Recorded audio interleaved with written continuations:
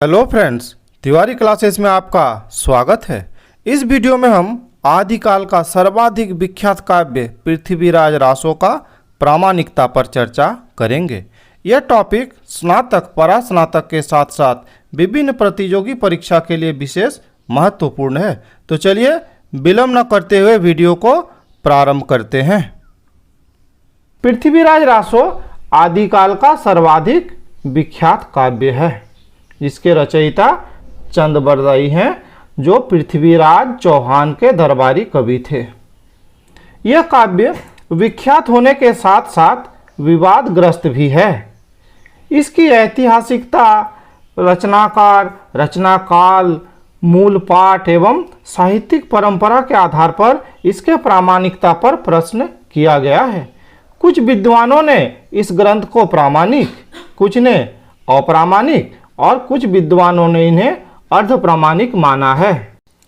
प्रामाणिक मानने वाले विद्वानों में कर्नल टाड, गारसादा तासी, मोतीलाल मेनारिया, मिश्र बंधु, श्याम सुंदर दास तथा मोहनलाल विष्णुलाल पंड्या प्रमुख हैं। वैसे ही इस ग्रंथ को अप्रामाणिक मानने वाले विद्वानों में डॉक्टर बुलर, गौरी शंकर हीराचंद ओझा, रामचंद्र शुक्ल तथा राम कुमार वर्मा प्रमुख हैं। वैसे ही जो विद्वान इसे अर्ध प्रमाणिक मानते हैं, उनमें से डॉक्टर सुनीति कुमार चटर्जी, मुनिजिन विजय, डॉक्टर दशरथ शर्मा तथा आचार्य हजारी प्रसाद द्विवेदी जी हैं। ठीक है, अब ये तीनों प्रकार के जो विद्वान हैं, जो कोई इसे प्रामाणिक मानते हैं, कोई अप्रामाणिक मानते हैं और कोई अर्ध प्रामाणिक मानते हैं, तो इनके दिए गए तर्क को समझेंगे। तो सबसे पहले ये देख लेंगे कि पहले तो ये प्रामाणिक ही माना जाता था, फिर अचानक से इन पर विवाद क्यों खड़ा हुआ।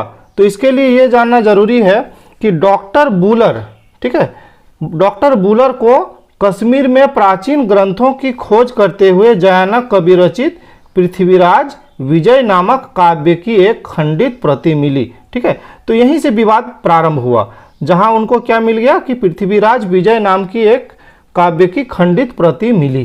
ठीक है, जिनकी घटनाएं, संवाद, नाम और वंशावलियां अधिक इतिहास सम्मत थी।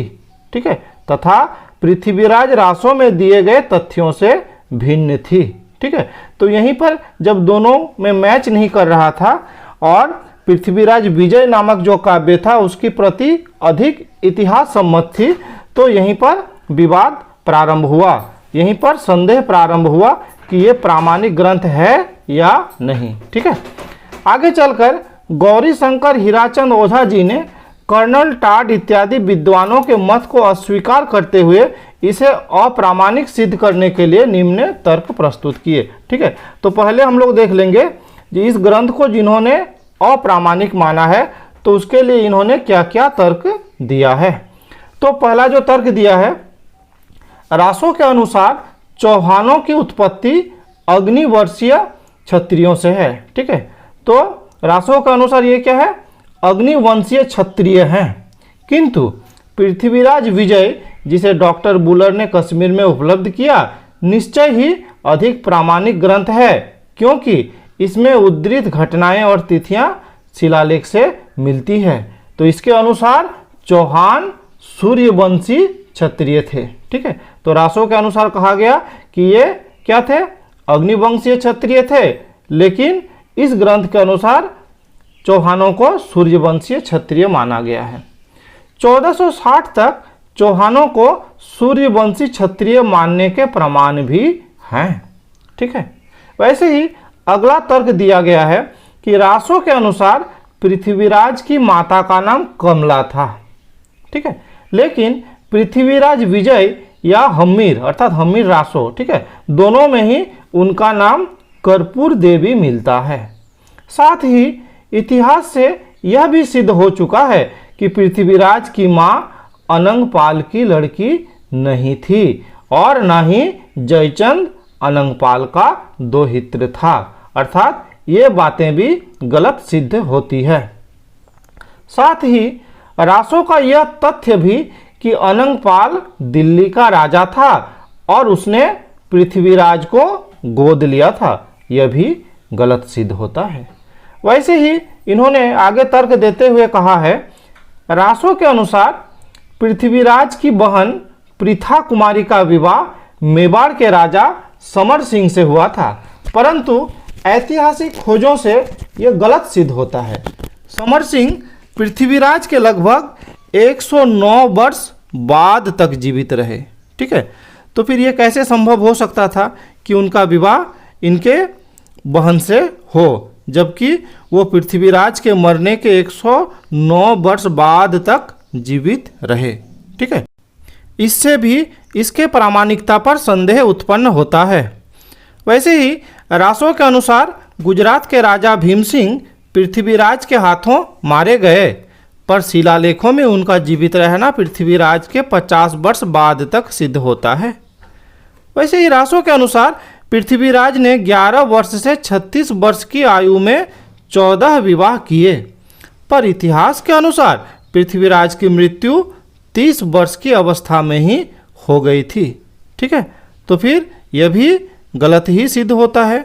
वैसे ही जयचंद का राजसूय यज्ञ, संयोगिता स्वयंवर आदि रासों में वर्णित घटनाएं भी इतिहास सम्मत नहीं है, क्योंकि शिलालेखों में उनका भी कोई संकेत या उल्लेख नहीं मिलता है। वैसे ही शहाबुद्दीन गौरी का पृथ्वीराज के हाथों शब्द भेदी बाण से मारा जाना भी असत्य है, क्योंकि वह गख्खारों द्वारा मारा गया था। इस प्रकार रासों में उल्लेखित अनेक ऐतिहासिक घटनाएं असत्य और कपोल कल्पित है। ठीक है, रासों की भाषा की परीक्षा करने पर भी निराशा हाथ लगती है। कविता और दोहों की भाषा जो कि कृत्रिमता रहित है, कदाचित यही चंद की मूल भाषा है। लेकिन रासों में अरबी फारसी के इतने अधिक शब्द हैं कि विश्वास नहीं होता यह इतना प्राचीन ग्रंथ है। ऐसे शब्द प्राय 10% हैं, और चंद के काल में इतने अरबी फारसी शब्द किसी भी प्रकार व्यवहार में नहीं आ सकते थे। इसलिए शुक्ल जी ने तो यहाँ तक कह डाला, यह ग्रंथ न तो भाषा के इतिहास के और न ही साहित्य के जिज्ञासुओं के काम का है। इस प्रकार ओझाजी आदि विद्वानों ने अपनी युक्तियों द्वारा पृथ्वीराज रासो को अप्रामाणिक सिद्ध करने का प्रयास किया। अब हम लोग देख लेंगे उन विद्वानों का मत जिन्होंने इसे प्रामाणिक या अर्ध प्रामाणिक माना है।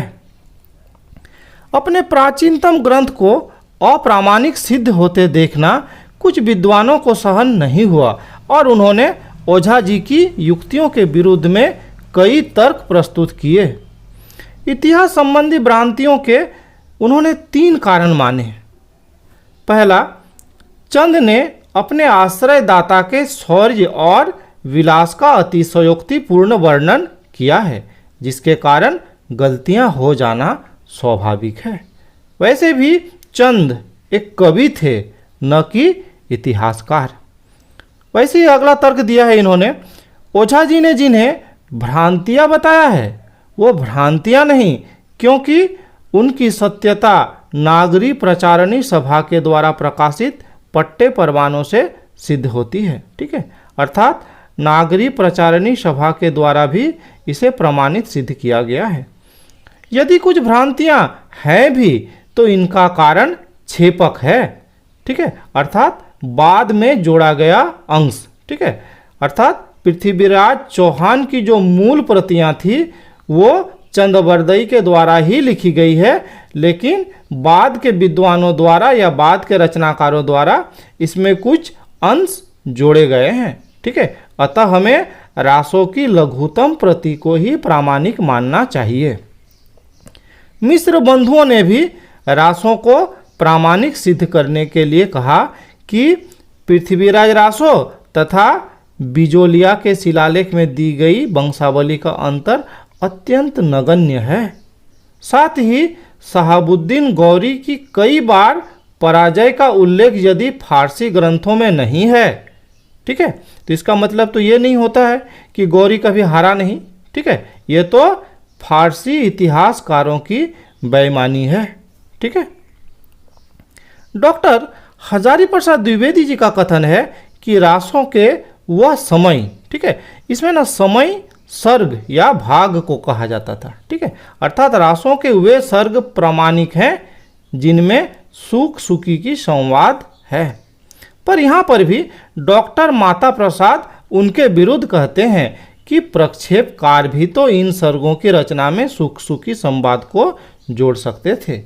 अर्थात ये जो सुख सुखी संवाद का जो एक आइडिया है ये गलत भी हो सकता है, क्योंकि बाद में जो अंश जोड़ा गया तो उसमें सुख सुखी संवाद भी जोड़ा जा सकता था। उनका कहना है कि रासों का जो लघुतम पाठ ही प्रामाणिक है, जिसमें उक्ति श्रृंखला और छंद श्रृंखला की पद्धति अपनाई गई है। ठीक है, तो मूल रूप से यही सामने आ रहा है कि रासों का जो लघुतम रूप है या मूल रूप है वही प्रामाणिक है। जहाँ तक भाषा में अरबी फारसी शब्दों के मिश्रण का प्रश्न है तो डॉक्टर श्याम सुंदर दास ने यह तर्क प्रस्तुत किया है कि चंद लाहौर का रहने वाला था, अतः अरबी फारसी के शब्द उनकी कृति में आ जाना स्वाभाविक है। यह तर्क भी कुछ अधिक पुष्ट नहीं है, क्योंकि प्रथम तो यह सिद्ध नहीं होता कि चंद के समय लाहौर में अरबी फारसी का ही प्रचार प्रसार था। दूसरे, रासों के प्रत्येक सर्ग, ठीक है, समय को सर्ग बोलेंगे, हाँ, सर्ग में अरबी फारसी के शब्द हैं और ये पता लगाना अत्यंत कठिन है कि उसमें कितना अंश मूल और कितना प्रक्षिप्त है। मिश्र बंधुओं ने विविध शब्दावली के प्रयोग के संबंध में कहा है कि अर्बाचीन प्रयोग रासों की अर्बाचीनता का प्रमाण है और प्राचीन रूप इसके प्राचीनता के। परंतु जब हम एक ही छंद में शब्दों के विविध रूपों को देखते हैं तो निश्चय ही कहना पड़ता है कि वो शायद बाद में लिखे गए हैं। मुनिजिन विजय ने इनकी भाषा परवर्ती अपभ्रंश या पुरानी हिंदी के अत्यंत निकट माना है, जिसमें प्राचीन ब्रज भाषा के तत्व प्रचुरता से मिलते हैं। ठीक है, इस शैली को क्या बोलते थे? पिंगल शैली भी बोलते थे, जिसमें अपभ्रंश का अंश भी है और ब्रज भाषा के तत्व भी हैं। ठीक है, इस प्रकार यह तो स्पष्ट हो ही जाता है कि चंद नाम के कवि पृथ्वीराज के दरबार में थे। ठीक है, और उन्होंने पृथ्वीराज से संबंधित ग्रंथ भी लिखा था। रासों का काव्य रूप भी 10वीं शताब्दी का है। ठीक है, और उसमें रासो काव्य की प्रवृत्तियाँ, संवाद, कथानक रूढ़ियाँ आदि इसे प्राचीन सिद्ध करती है। ठीक है, वैसे ही शब्दों का संयुक्ताक्षर रूप तथा अनुस्वारांत होना भी रासों के प्रामाणिक होने की ओर ही संकेत करता है। ठीक है, तो इस प्रकार तीनों प्रकार के विद्वानों के तर्क को समझने के बाद अब इसका जो कंक्लूजन निकलता है या सारांश निकलता है उसे यह कहा जा सकता है क्या कि अधिकांश विद्वान भी इसी को मानते हैं कि पृथ्वीराज रासो अर्ध प्रामाणिक ग्रंथ है। उनका मत है कि रासो मूल रूप में अत्यंत लघु था। रासो की वो लघुतम मूल जो प्रतियां हैं वही क्या है, इसका मूल ग्रंथ है।